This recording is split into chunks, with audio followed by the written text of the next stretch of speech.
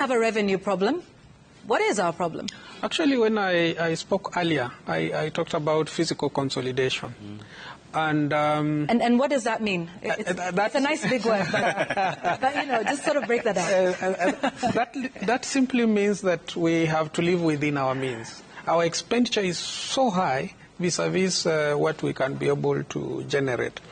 We have to consolidate our revenue collection, which is so far so fine. Of course, we have revenue leakages here and there. But even as we discuss the finance bill, I said earlier, we have to focus our efforts on the expenditure. Why would we be struggling to have a deficit in our budget? Why can't we reduce it just to fit what we can be able to finance?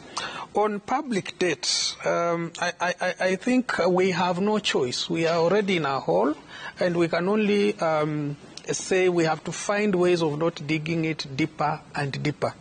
Because already the World Bank and the IMF conditions, we must meet them because we've already taken the loans.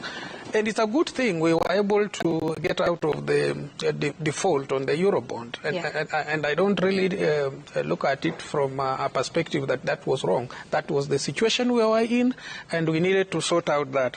The only problem with the IMF conditionalities and the IMF and the World Bank, history has taught us that the conditions don't achieve much. We had the SABs, the structural adjustment programs in the 90s and 80s, where they even had to say, bring in the dream team, do this, fire people. Privatization. Privatize and all that. But we never achieved it. Because